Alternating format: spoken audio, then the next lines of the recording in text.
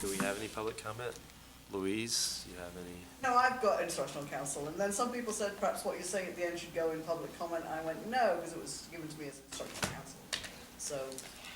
And you being a rule follower that you are. So our instructional council update would be an update on what occurred in instructional council? And what someone said to me as an instructional council person.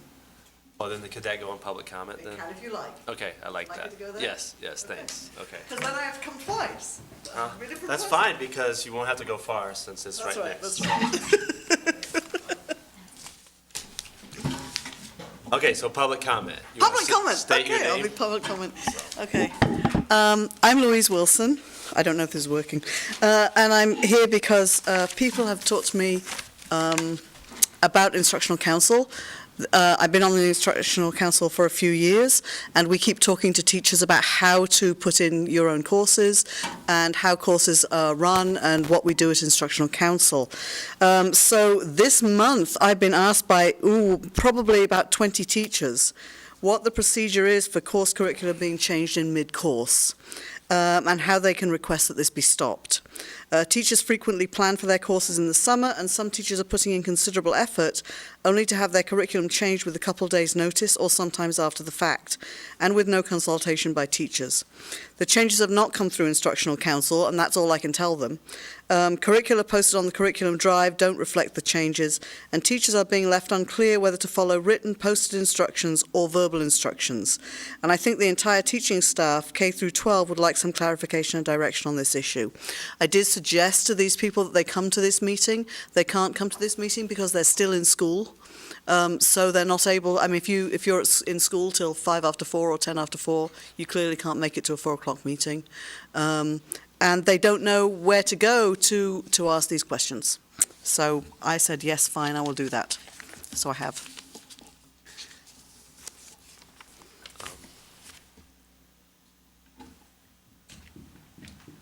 Okay, yeah, I guess if you want to. There we go. Anyway, I want to say a couple things. One is, and this isn't, I guess I'm not supposed to respond, so we're not going to debate this, but I would just say that actually the time of this meeting was chosen in a manner that would make the meeting accessible to teachers. And so if maybe we can't get there on time, but yet evidently I couldn't get there on time. Reynard has sometimes been a little bit late, so I think that teachers should feel comfortable getting to the meeting, and they will be heard if they come to the meeting. I think that's very important. That's a message that can be sent, and you can help send that Oh, message. thank you. Because, and if it's a matter of starting the meeting at 4:15 instead of 4 o'clock, we can do that. So there should be no reason why. This is on Tuesday afternoon. It inconveniences some staff people because we want to make it accessible to teachers. So presumably, if we have the same schedule for next year, please be sure that we do it. And if we need to start it at 4:15, we can do that. Secondly, I think that in relationship to instructional council, it's really not the board's role to decide what occurs in instructional council. I think it is, this committee would like to know what does occur in instructional council to that extent. And I say that my goal, and Carol and I, or Ms. Evans and I talked about this at the beginning of the year, is that getting to a place where the board can have some knowledge of the work that's done in collaboration with teachers and the administration about the way instruction occurs would be useful. And so I'm hoping that we can get to an arrangement that's comfortable for everybody and that then informs the board of what's happening. So with that in mind, now we can move on into instructional council update. Cindy, do you want to also plan to present anything about instructional council? I'm sorry, Ms. Peck. Forgive my university informalities. So, so it's just that. So.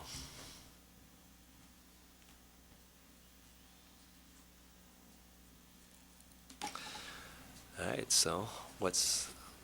Well, I want to be clear that what I say on here was an update, and the reason that it's an update for you is because the minutes don't get approved until the following meeting.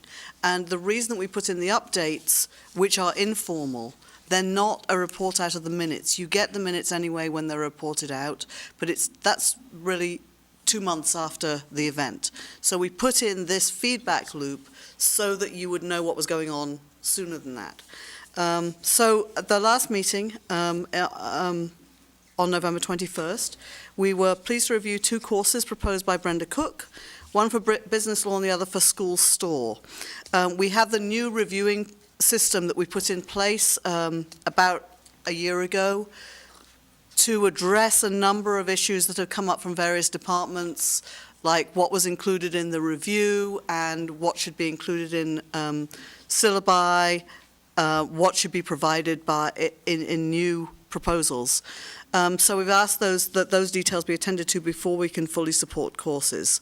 And we know that a course supported in December or January might then be included in the plan for the 2014-15 year without being fully completed. We're just hoping that the people who come in, we say, oh, we like this, will then go on to complete it. And I know that this is causing difficulties in the district. We talked about it with Rodney Lewis 2 years ago, that basically if it's in the system and someone wants it, they will then put it into their plan for 2014-15. So we're trying to ensure that a course is academically rigorous, the required teacher certification will not cause an undue burden, and that an assigned teacher will have a complete curriculum and syllabus to implement, as well as the necessary materials. We're trying to make sure that teachers don't come with designer courses, like I'm the only teacher who can teach this. One of the issues that we had with Superintendent Neal asked, well, what happens with this? And I said, if there's only one teacher in the state who can teach this, the human resources will tell us, you can't have this course because we can't find teachers for it. So that's a system that we've implemented so there's more input than just one person coming up with an idea. You look horrified. No, You're all right? I'm not quite understanding. Okay. When someone comes with a curriculum, in the past we've had curriculum and we said, oh, this looks like a good idea, but it turns out that you can't hire a person to teach it because the requirements for teaching it are too narrow. So that, for instance, with business law, is you can make it so that only somebody with a certificate to teach law can teach it. Or you can make it broader so that someone with a social studies certificate can teach it. And if we don't have anyone certified in the district currently to teach it, or they feel they can't hire more people to teach it, right, then HR will go, you need to change something, which I think is appropriate. You have to be able to hire people to teach something that you've made. So we had some discussion around that. But basically we implemented it because other departments said, you can't put in a course that we can't find someone to teach. So will these 2 courses be able to go? These 2 courses, we did not feel that they met those requirements yet. She's going to come back in January with those. Amy Powney came to the council with a course outline for a remediation course in math for middle school. And we were quite pleased to be educated by Superintendent Neal that when you make remediation courses, you need to consider how you're going to fund the course. In the past, we have not considered how the course is going to be funded, but she suggested that people, when they're writing courses, if they're looking at remedial courses, if you can pay with Title I or 31A money, you have to provide the course to the lowest scoring students. That's in order to get the 31A money or Title I money. If you use regular Board of Ed dollars and you're having a small number of students in that class, that means somebody else has to carry those students somewhere else. So if you make one class of 15 people, you're going to have another class of 45 somewhere to balance that out. So it was valuable insight because we don't usually consider funding, and we appreciated the superintendent providing us with that information. We've also, this was the first implementation of going through the courses this way, and I will tell you that the first one was a little rough, but I think that the second and third one went better. The instructions to bring a course proposal are now much more easily accessible, thanks to Cindy Peck, who changed where it was on the curriculum drive. So instead of me having to send a whole list of instructions to somebody, I can now say, you open the curriculum drive, you go to instructional council, and you go to the folder marked how to apply for a new course. The next meeting that we have will be on December 19th at 1 o'clock. We've already got 3 people who are indicating that they're interested in presenting a new course to the council. We've already got syllabi from 2 people, one for statistics and one for an engineering course. And if we have more people, we might need to consider holding an additional meeting in January, because we've got a lot of course proposals coming in now. And I think that's it. Thank you. The one thing that I would like to add is I do have a copy of the approved November 21st meeting minutes that I will hand off to you. And I do think it's important to note that what Louise shared is not, they are not approved minutes from the council's most previous meeting. Those are hers. I also do have a copy of the agenda from the last instructional council meeting, so you have a copy to line up her commentary with the agenda. Okay, those 2 things for you. Ms. Peck, will you put those on the instructional council drive as Already well? done. Awesome, thank you. Yeah, and it's not, I don't think that we've ever received minutes from instructional council. So you should. Yeah. So Oh, we'll really? make sure I that- think they may be in the board packets. For Yeah, they instructional might be. council.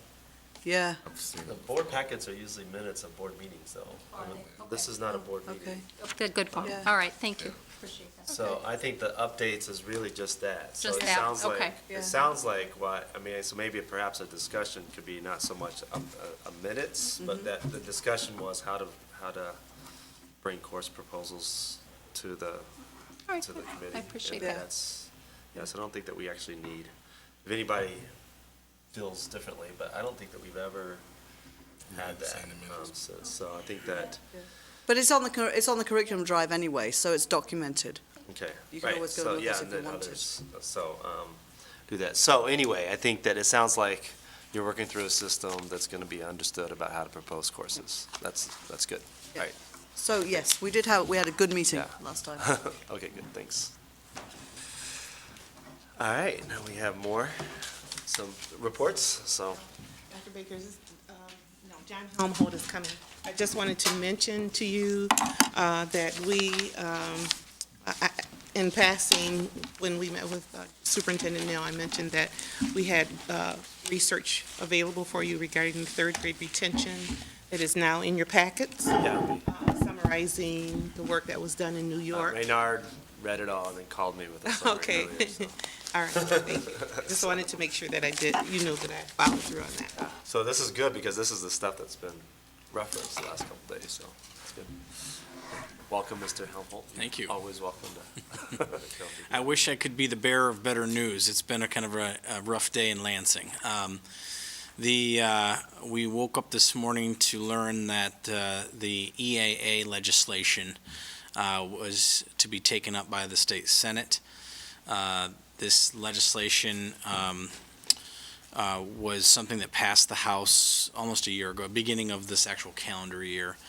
While the Senate did adjourn for the day, everything we're hearing is that they are intent on passing it tomorrow, which if they do and it's not decidedly different than the House, then it would not, it would simply go to the governor's desk for his signature. In addition, another curveball came out a few hours after the Senate caucus. State Superintendent Mike Flanagan put out a press release announcing his intent to exercise what he believes is his given power to place 10 or more new schools into the EAA. He, in the press release, references the agreement that Governor Granholm had worked with Detroit and Eastern Michigan University that created essentially this MOU, as well as the state legislation that creates the top to bottom list and allows for those schools that are on the 5% list, not for a period of a consecutive time. If they are in the bottom 5%, the priority list, they are automatically under the purview of the state reform officer which the superintendent is saying that he will use that power and to release a list in January of schools that are on the priority list now that he intends to put under the control of the EAA. He later in his press release stated essentially that there's legislation, that he's working with the legislature, and that he hopes that the legislature will pass legislation to clarify, and the part he emphasized was how schools come out of the EAA. Of course, the legislation as drafted covers everything from governance, where it creates an actual governor-appointed authority that would, a body that would oversee the EAA. It also has some prescription for how schools, what kind of criteria the state reform officer would have to use in order to place schools into the EAA. Those criteria include, and they have to be both, not one or the other, one of which is the, that basically that the school is in compliance with all of the required paperwork that we have to submit to the state reform officer once the priority school has been placed on a priority school list, and show good faith effort to execute. And then the other part was to show growth above and beyond kind of their peers, if you will, that shows that they're making academic gains. We are, in accordance with the legislative platform, we are in opposition to this legislation. That has been communicated. There is a coalition that the Middle Cities Education Association, along with many others, are working on communications, an op-ed piece, and other forms of communication to share the concerns, particularly highlighting a lot of the information that's come out on the EAA recently about the questionable financial practices. They got dinged in their audit. They did not have a clean audit. There's lack of transparency and accountability for how they're managing their finances right now. They had a significant decline in their enrollment, and I believe all of their schools, all 15 that are in the EAA, were in the state's bottom 0%. So there's a question as to why there's a need to codify the EAA when it is clearly an unproven model, that if anything, you're seeing actual management practices that would put any traditional public school district in hot water. That with we typically would face significant consequences for an audit that we failed, or for academic issues, the likes of which we're seeing. So stay tuned. It's one. So who can take over their schools then? What's that? Who can take over their schools? Good question. So, um, now, interestingly, the legislation does provide, I mean, again, I'm not, if you look at the legislation, there were at least some attempts made to address literally those types of issues, that what if the EAA has schools and they're not moving them, then what? So, lots of unanswered questions. So that's the EAA update. We So at this point, fully we're just- anticipate that they will push it through tomorrow. What's the superintendent's goal of this? I mean, he's obviously seen this research. I'm not sure I really understand the state superintendent's position on this. Early on, he was not as supportive of the EAA because he felt it was essentially bypassing his authority as state superintendent. The way that I believe essentially the administration, the governor, spoke with Superintendent Flanagan, and through that process, Flanagan was convinced it's better to have some form of regulatory state law that outlines how things go into and out of the EAA, and that he believes that there is in fact some need for worst-case scenarios where schools are persistently failing, that there should be some form of mechanism to go in, kind of like an emergency manager, go in, bail them out, and then get out. And I think his press release demonstrates. So that's just what we are predicting. We'll see. And then the other, then let's assume legislation doesn't pass.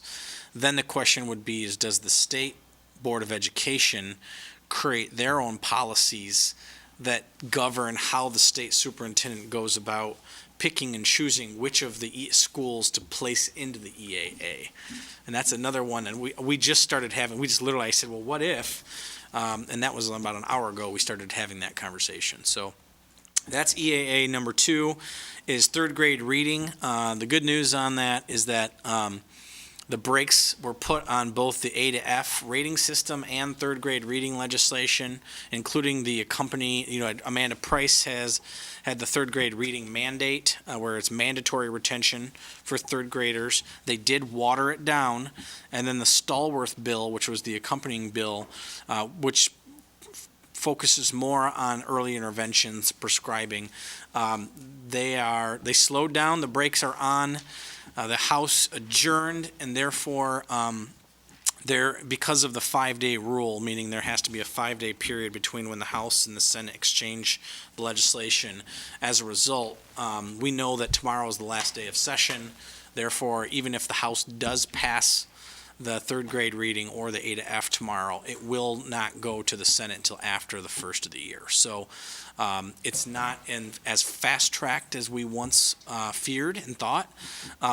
We have had very good conversations with Representative Amanda Price about the third grade reading and continue to have good conversations with her.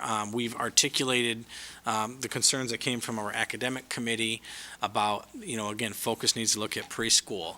The focus needs to look at what are those early intervention strategies and how are they being funded? Because right now, as written, it would be an unfunded mandate. That we need to look at teacher preparation and what's being done and how can the Common Core be used in a manner where right now we know that they have to start to begin training teachers on Common Core implementation. Some school districts are much further ahead than others. Could they potentially align some of that limited dollars, because the legislature apparently doesn't like to fund much of anything around education right now? Could they do a targeted portion for Common Core training that is focused on pre-K through third or pre-K through fourth grade to support third grade reading?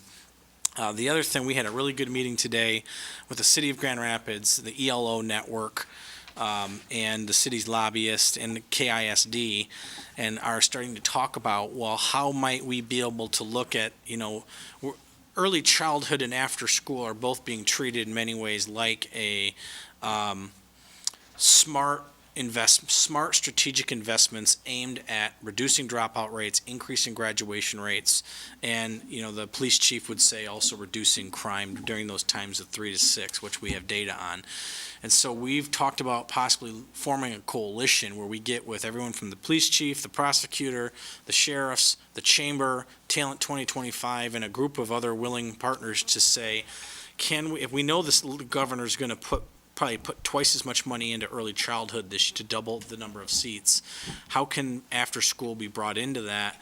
Because one of the strategies for third grade reading we know is in fact after school programming and layering on services. So we're being very thoughtful about that legislation, and we'll continue to work on it. As it's written, though, right now, we are opposed to it. But we have been pretty clear publicly about our intent to, at least, we like the idea that they're putting a spotlight on it. This is just the way it's written is not the way to do it. All signs seem to suggest that they will make further changes to it. It is watered down a little bit, so it's not quite as mandatory as it was, but it still has that mandate to retain a child if they don't meet certain criteria up to the fourth grade level.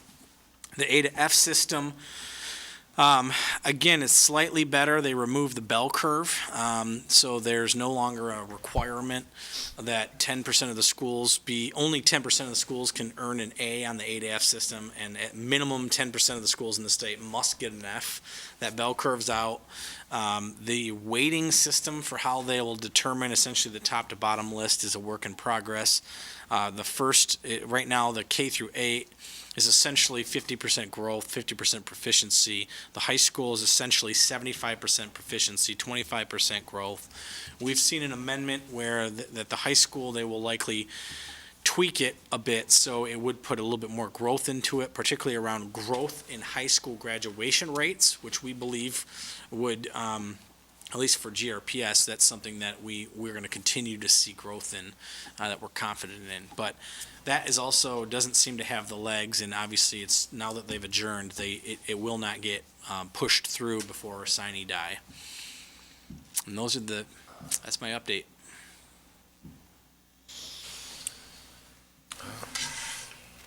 Did you want to discuss any of that research around the third grade?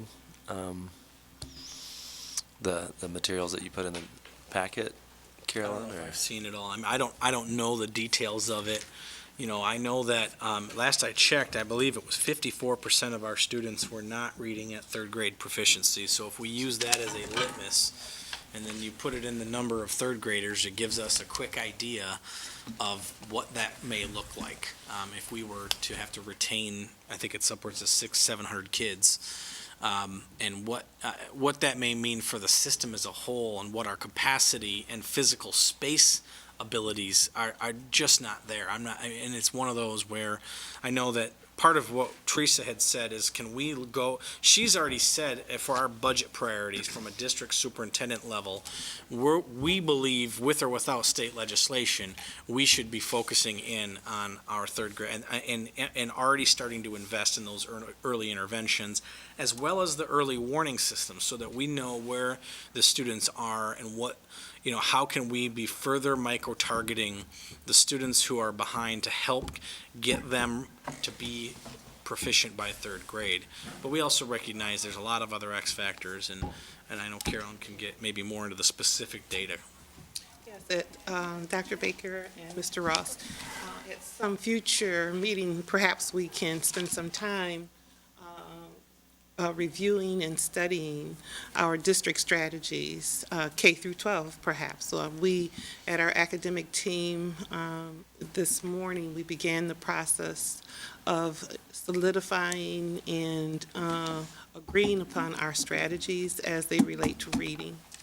But if we are referencing the data and the research that has been done, we did compile research from New York, Florida, California, and I think there was one other state. And consistently, the research stated that did not prove any sustainable increases in achievement as a result of retention. Florida was the state that actually was highlighted as a state or a school system that did demonstrate some gains. That research, however, has been questioned, or at a very minimum, it is taken with a grain of salt, because there were numerous other interventions that were put in place along with the third grade retention, including universal preschool, a huge coaching piece, reduced class size. So it was very difficult to determine if the increases that they did experience was a result of the third grade retention, or if it could have been some of the other variables that were present as a part of that research. The increases, however, were not sustained. What we're learning is that intense intervention needs to be sustained. And 1 year being our cure for, quote, fixing children, unquote, perhaps is not the way to look at filling the gap. So was there evidence that the other issues, the universal preschool and the other interventions that those actually increased? Well, there was a research question that they suggested as a follow-up, and that was to weigh the impact of those interventions. The problem with the study that we looked at is that they did not do that. They did not isolate those variables. Okay. Therefore, it was difficult to tell whether or not it was retention or something else that caused the increase. What was clear is that they did not sustain the increases once students left third and fourth grade. There was a need for continued intervening and support for those students, and it did need to last beyond a year.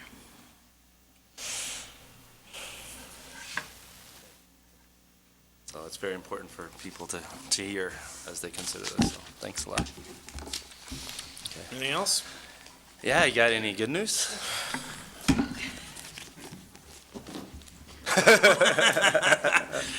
Yeah, the good news is that the legislature is done tomorrow. Yeah, Is it? Yeah, that's- so.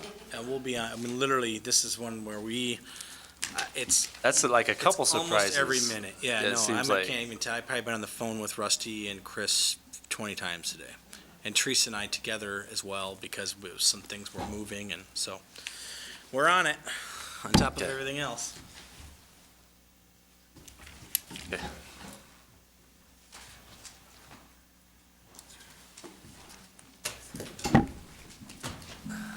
Afternoon. Afternoon, sir.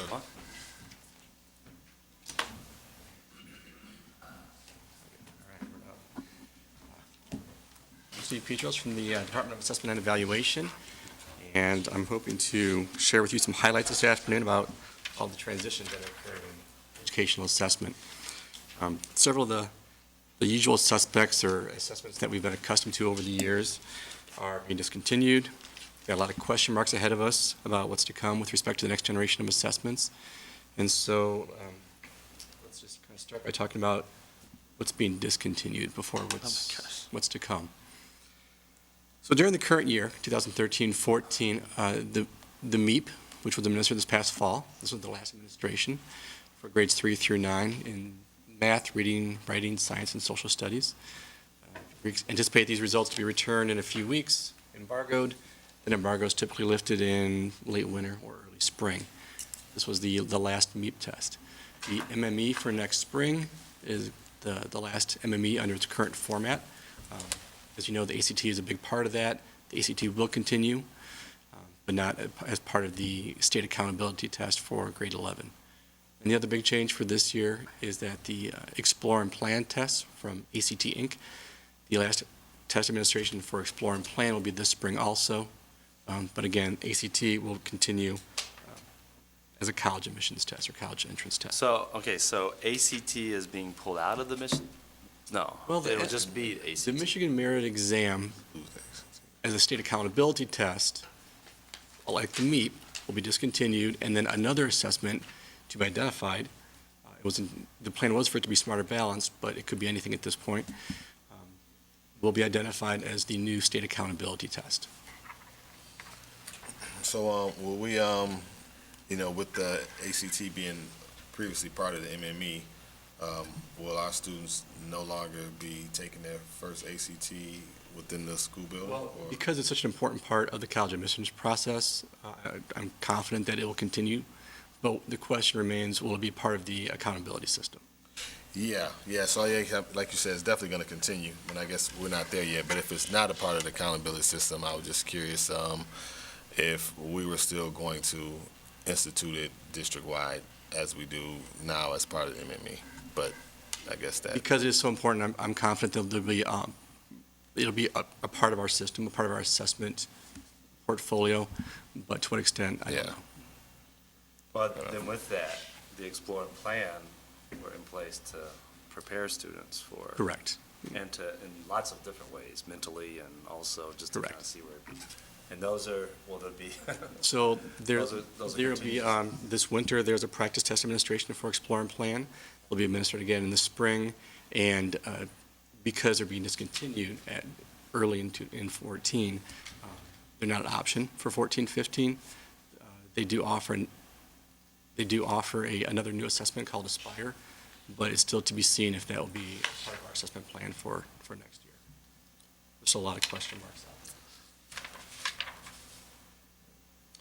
So, And this is being driven by the Common Core test.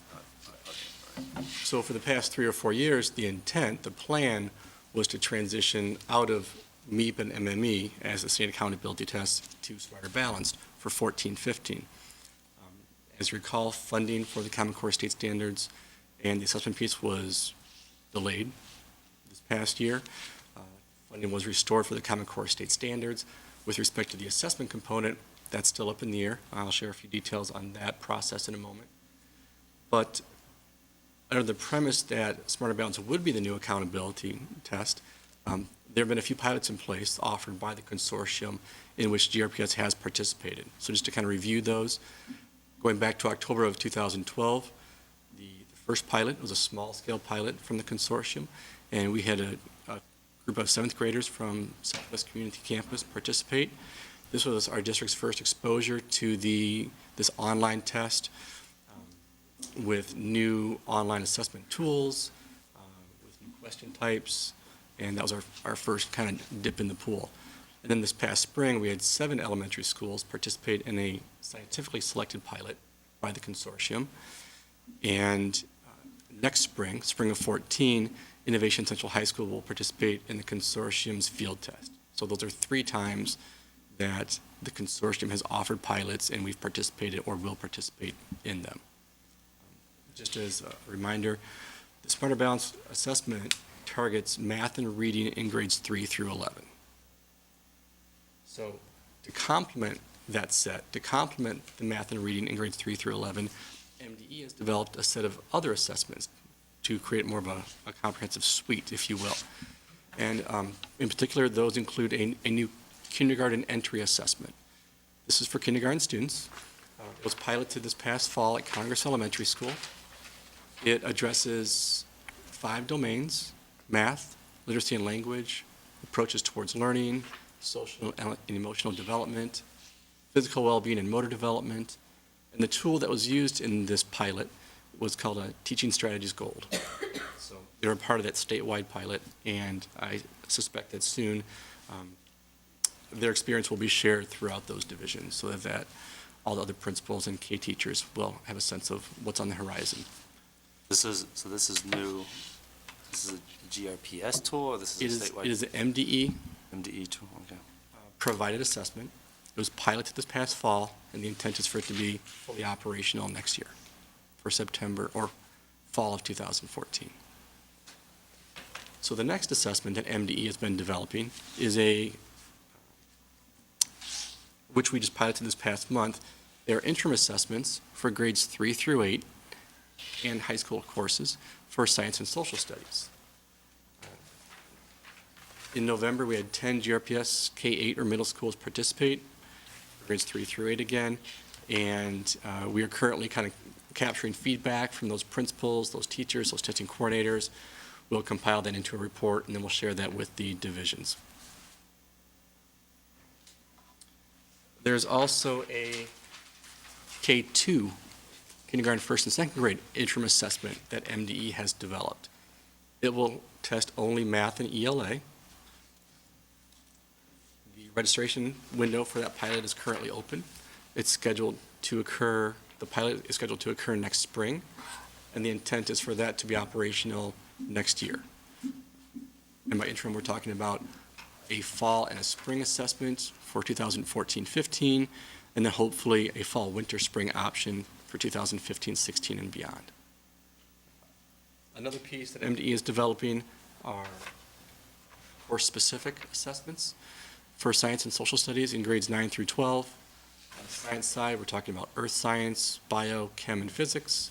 On the social studies side, we're talking about U.S. history and geography, world history and geography, civics, and economics. There will be an option to pilot those assessments next spring also.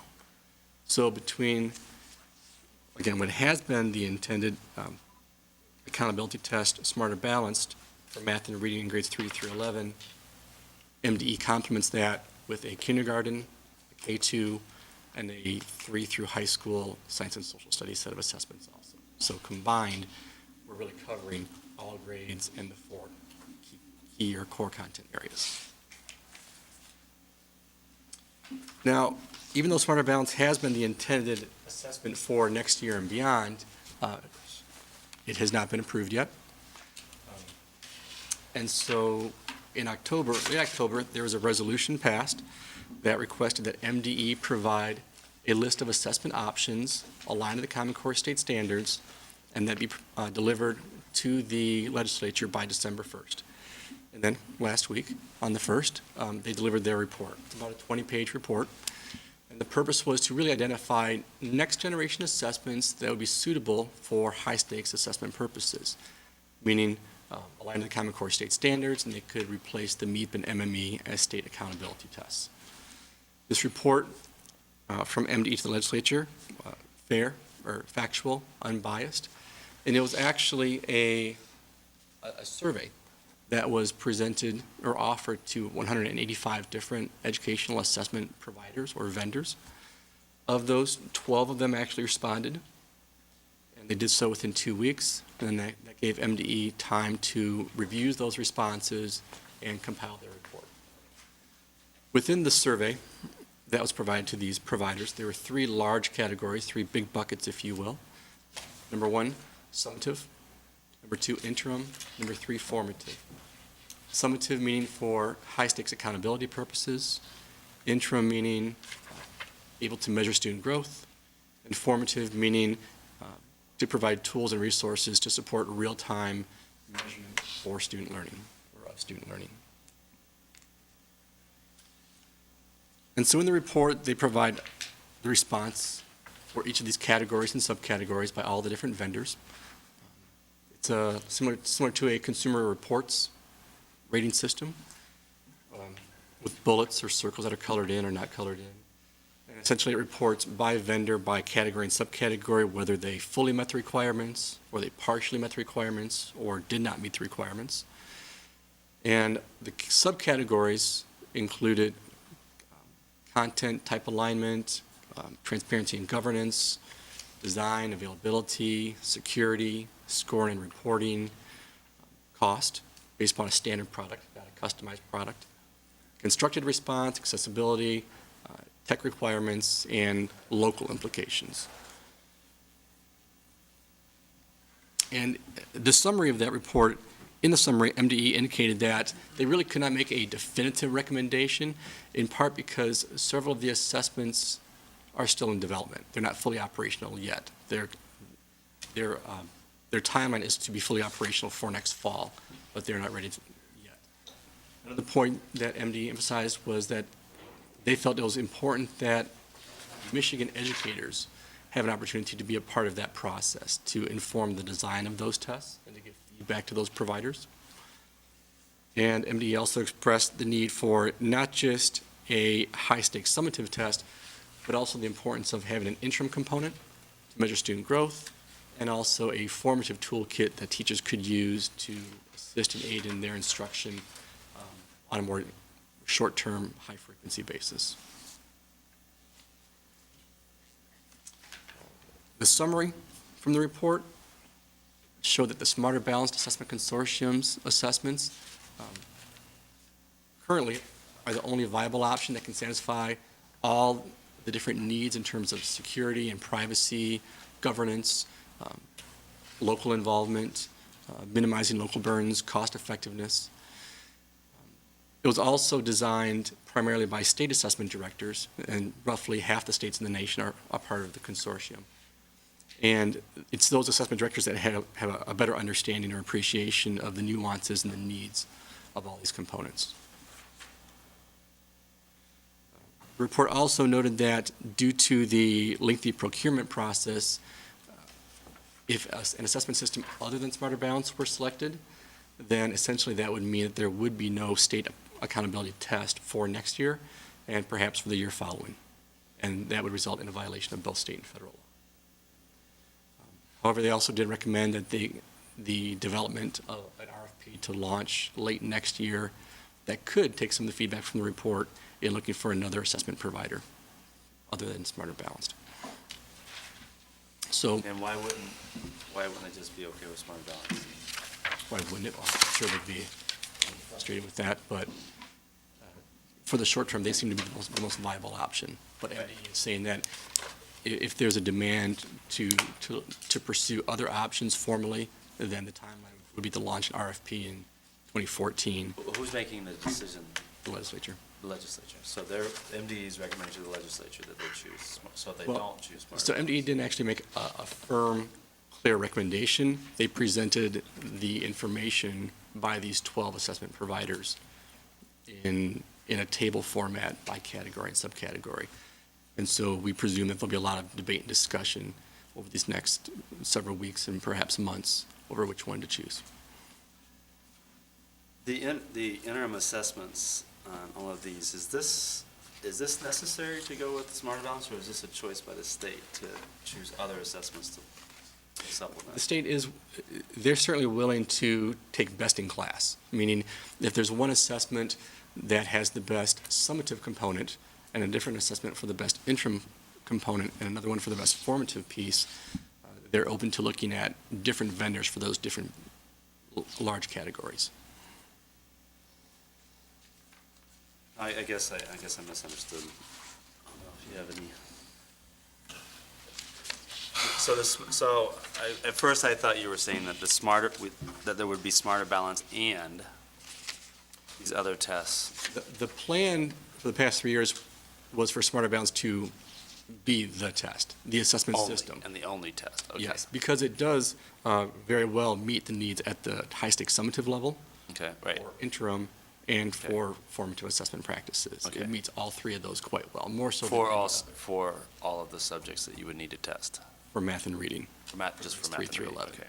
But because they're only targeting math and reading, that's why MDE is responding with the science, Okay. the social studies, and of course, tests for high school, kindergarten entry assessment, and a K-2 piece as well.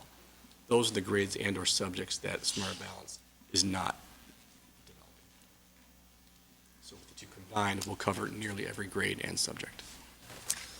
So I guess this is always my question, then what is the importance of the assessment? So are we assessing the child knowledge of history for the purpose of having that child learn history? Are we assessing that child's knowledge of history to assess whether or not the teacher or the school is teaching what they ought to be teaching?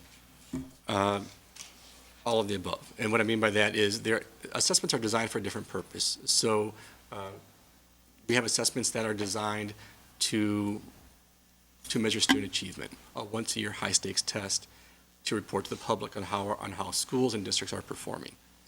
Other assessments are designed to measure student growth, perhaps twice a year, perhaps 3 times a year, to give us a chance to see where we're at, what our needs are, and then to monitor our progress or growth from that point into the future. And then other assessments or assessment tools are more beneficial at the classroom level from an instructional perspective to help teachers in real-time learning, in the moment during the instructional period. And based upon the feedback from this RFP and these surveys, Smarter Balanced performed rather well in all 3 categories, meaning their assessments very well meet the needs or fully meet the expectations for high-stakes summative, for interim, for measuring growth, and a suite of formative assessment tools for teachers. But again, in the report, MDE did indicate that they are certainly open to looking at best in class. And if that means looking at different providers for high-stakes summative versus interim for growth versus formative, they support that as well.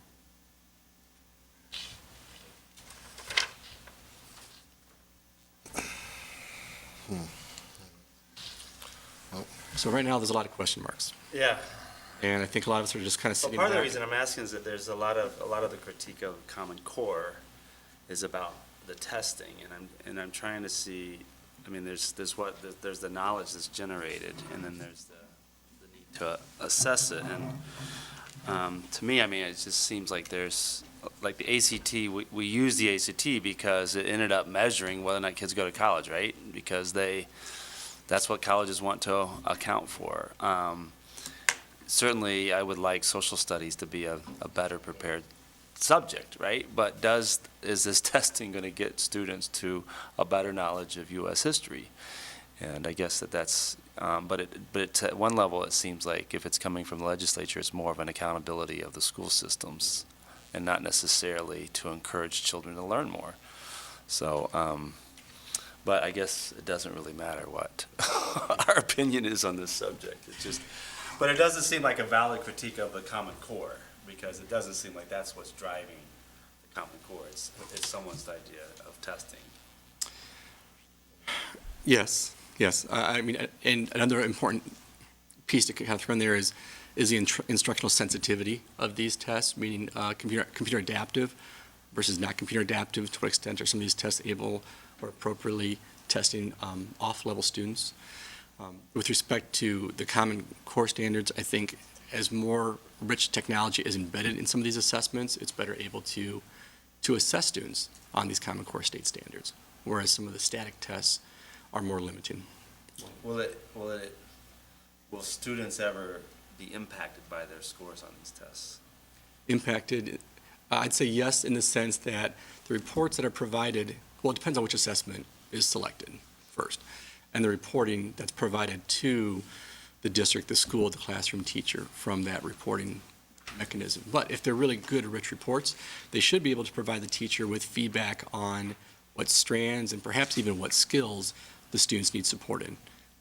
Or they should provide feedback to the teacher to tell them where's the student at? Because ultimately, the assessments should influence what, to an extent, what the teacher teaches, meaning what the student is ready to learn. Because students come to the classroom on a spectrum of readiness, and the teacher or teachers need to be able to meet the students where they're at and then move them forward. So these reports, these assessments really, if they're rich and robust enough, should be able to identify what the needs are for the students. Often what the challenge is that they're reporting strand level feedback and teachers want skill level feedback. Say that again now? Some of the assessments provide strand level feedback, big broad curricular buckets, and often at the classroom level there's a desire for skill level feedback. What specific discrete skills do students need support with?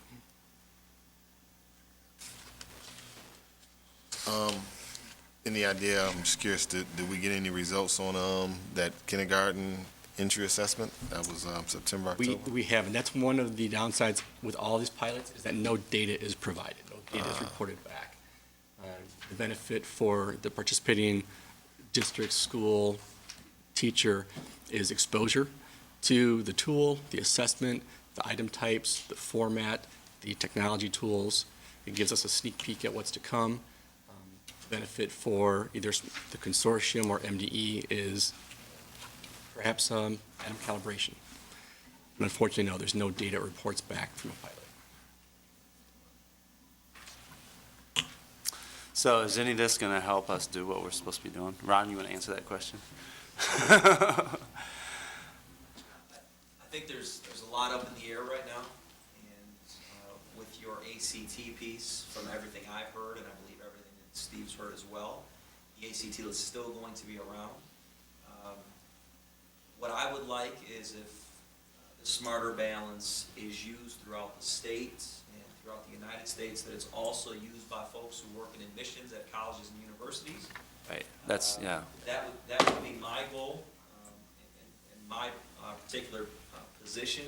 Of course, I'm always looking about what the accountability metric is, and always trying to hit our goals and do better than we did in the previous year as a school district, to ultimately ensure that students are learning more.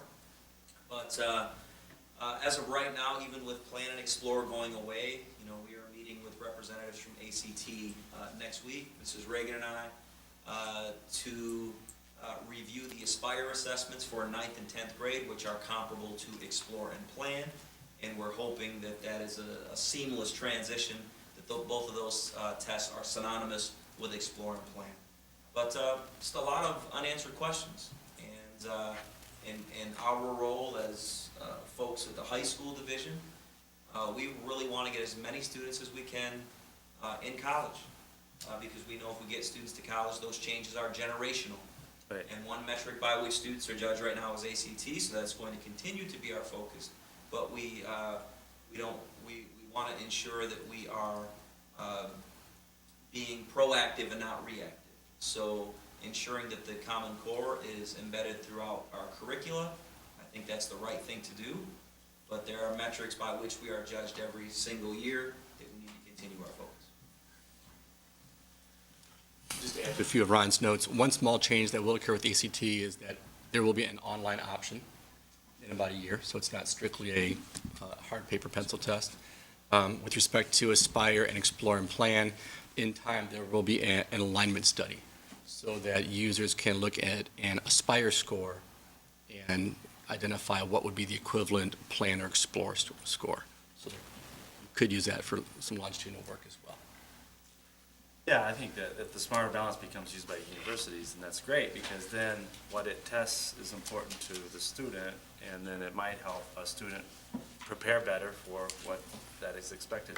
And it also sounds like at the lower grades, elementary grades, I mean, it sounds like it would do what we have hoped and MAP has been doing, which is giving us some sense of where the student is at throughout the year, and it's been a pretty good measure of growth as well, so that does it well. But I'm just thinking that in relationship to the older grades, a lot of these assessments, may not mean a lot if it doesn't mean a lot to the student, so.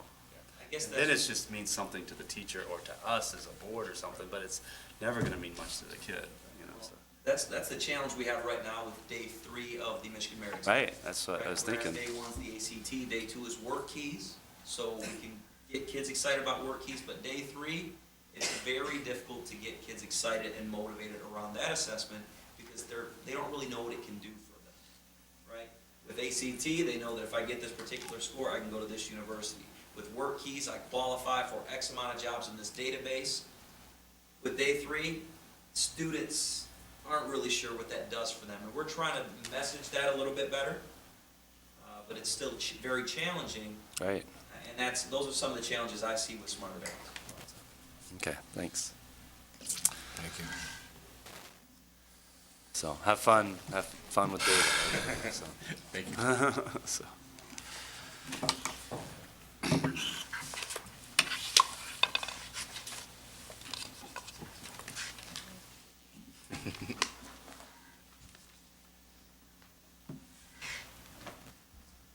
Good evening. Hey, how you doing? I'm Leanne Lang, Elementary School Reform, and I'm here to talk to you or provide you with an update on our Year 2 priority schools. So again, those schools are Aberdeen, Brookside, Campus, Mulek, and Kent Hill. So those are our Year 2. So the very first time you had us present to you when Mel was here, Right. those were the schools we were Right. talking about again today. So I'm just here to give you a quick update on what's going on in those 5 Year 2 priority schools. In your packet, you have received some answers to a series of 3 questions from each of those schools that should give you an update of what's going on in each of those individual sites. But there are some things going on that's kind of the same for all of them, and that's what I'm going to share with you today. We finally have had the MDE monitor come into 3 of our 5 schools. So Mulek Park had the MDE monitor come in on November 15. Aberdeen had her come in on November 22nd. Brookside had her come in on November 25th. And next week, Campus will have her there on the 16th, and she will be at Kent Hills on December 17th. So 3 of our 5 have had the MDE monitor arrive. With the monitor, one of the documents that was given to you was the leading indicator tool. And that is the tool that the MDE monitor is using with our 5 sites this year. So when she came the first time, Mulek was obviously our guinea pig. We weren't really sure what was going to happen during this monitor visit. But what she told us when she was at Mulek is that she's really this year only focusing on requirements 4, 6, and 7. So really what they're doing is saying, are we doing the plan like we said we were going to? So they're looking at professional learning at the school. They're looking at the instructional program. And then they're also looking at how are teachers using student data to inform instruction, but also to differentiate instruction for students. So in that leading indicator tool that we provided for you, just those 3 indicators or those requirements will be addressed. How this works is each time the MDE monitor comes to our programs, she is going to go into classrooms. We have different documents, binders that we're keeping. She can go through those, and what she's going to do is then keep a running record in this one document all year with that administrator. So they'll date it, they'll write down what they saw. And then the one thing, we've received the feedback from Mulek and Aberdeen, and one of the things that the MDE monitor does after they write down just their observations is they give some reflections. And it's these areas where then the administrator can respond. And so this document kind of bounces back and forth between the MDE monitor and the administrator at that building. and everything is dated. So for example, in Mulix, one of the reflections that was brought up was talking about the professional learning communities in the school, and she wanted to know what do PLCs look like and what kind of documentation do we have. So when she comes back in January, we don't know the dates yet, one of the things we'll be showing the monitor is the actual binder where all that information is located and the schedule of what the PLCs look like. So this gives the administration at each of our buildings kind of a focus or things that they know they need to ensure that the MDE monitor gets a chance to see when they come for their next visit. And ideally, the monitors will be coming to those 5 schools every single month, but the monitor did indicate that she's a little bit behind, so it might not be once a month as they hope, because she was assigned to us fairly late in the game. So can we, Absolutely. if you wanna, if you go to, almost to the bottom is Mulix, just to go through one to kinda, so, yeah. So yeah, almost second to last page. So this is, I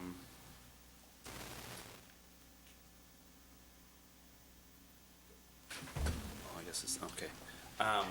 So I'm just gonna read this. In light of Mulix reform and redesign plan, our students and teachers are focused on, and then formative assessments and math quality. And that is the Mulix That is Adminis- Mulix. administrator who's saying that? Okay. Yes, yeah, that is the document Okay. that she completed for today. Okay. Okay, so is the, so all of these are,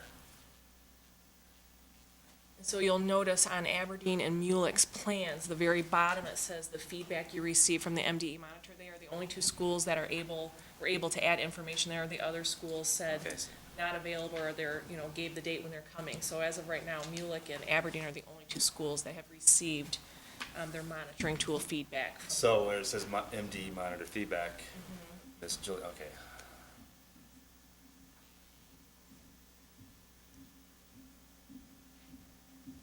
So, based on this, it looks like there, for Mulek, which is just the only one I'm looking at, is basically, things look like, according to the MDE, things are going according to plan, and it seems like they're doing, okay. Yes, I've sat in on Mulek and Brookside's monitoring. I was able to attend both of those, and the monitor at both, at the end, did a debrief after she had a moment to walk through the building with the administrator.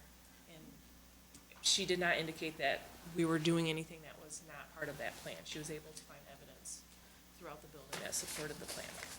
The next time she comes through, she'll be spending a full day, and she will really be more independent. So this first time through was just getting to know people. No one has ever seen her, so you really don't want someone coming into classrooms when no one knows really who it is, or, so it was very laid back the first time. She met with the ILT team at the building, answered any questions they had, went through all the different tools that she'll be using throughout the year, really allowed a lot of time for them to ask questions and to get any kind of clarification they needed.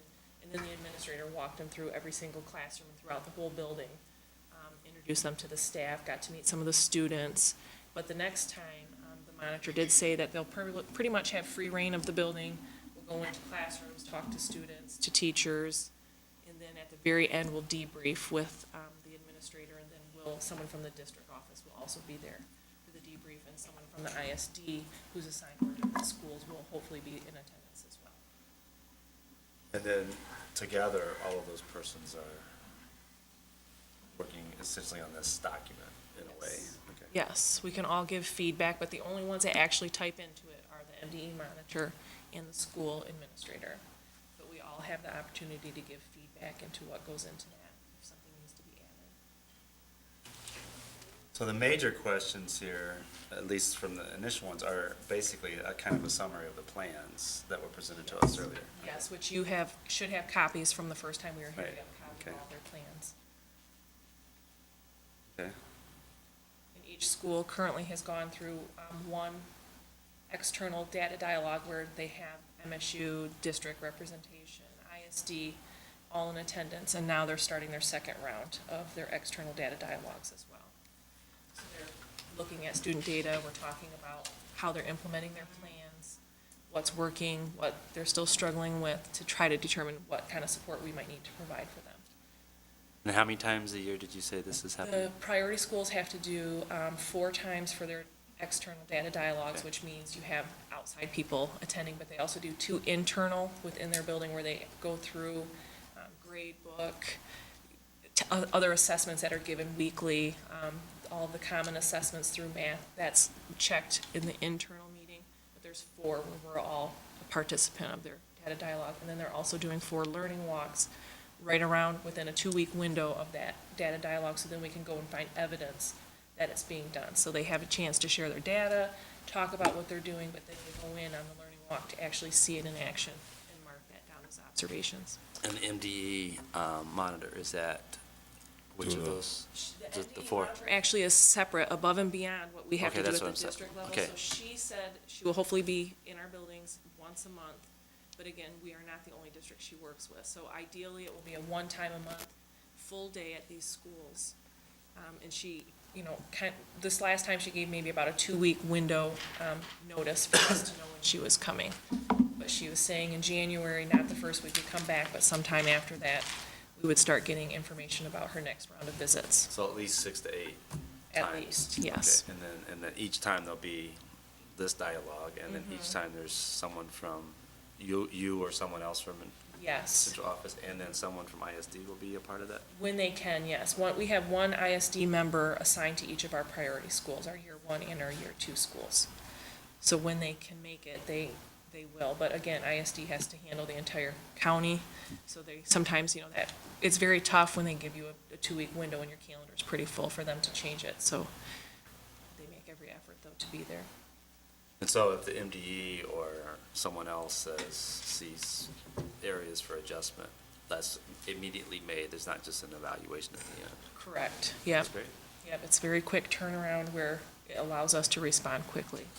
And all that's recorded in that binder, pretty much. Well, there's the document that goes between the MDE monitor and the school, yes, but we also, in each of our priority schools, they have a binder that has the 11 requirements in it, where they keep track of all of the work that they're doing that fulfills those 11 requirements. So there's a lot more work that we have to do, beyond just what the MDE document is sharing with them.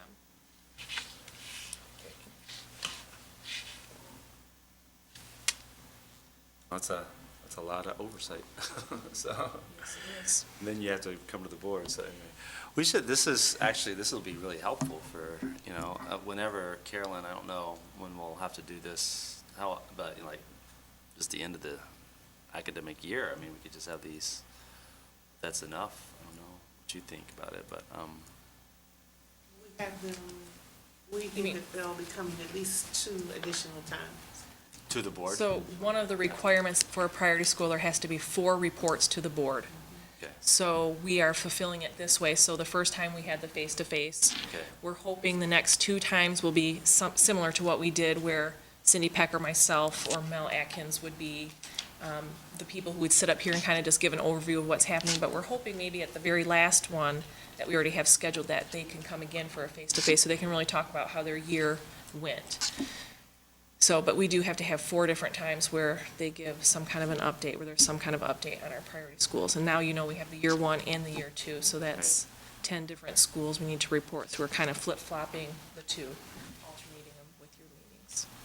Okay, so, well, I think that part of I think that maybe we should have this mentioned even in a work session, because we're playing a pretty big, because this committee is playing a different role than we even set out at the beginning of this academic year, and it's an important role, and I think that even though, everything is in place, it seems like we should at least, the rest of the board should understand what the oversight is for the priority schools and not just this committee.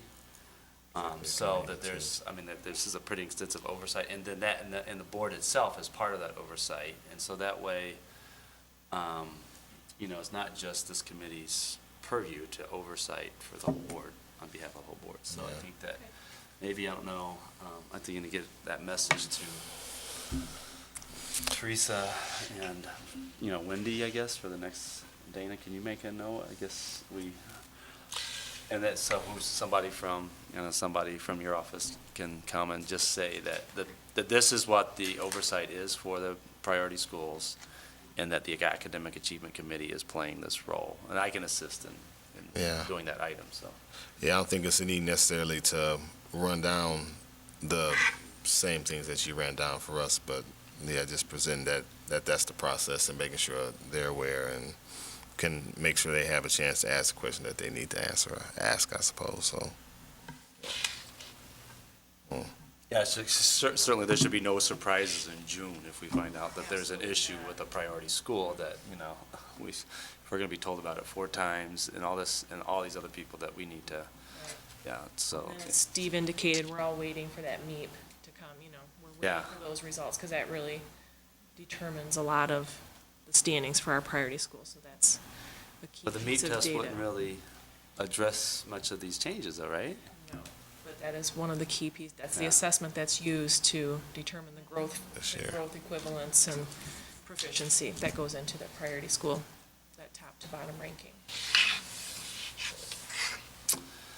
All right, well, that's good. I think I'll feel a lot better about it, because I know we met last week, it's really, what is the board's role in this? And I think that we can play this role, it's really more that you know to give us this information, but I think the rest of the board should be aware of this, because it's a pretty high stakes, especially with the EAA breathing down everybody's back right now.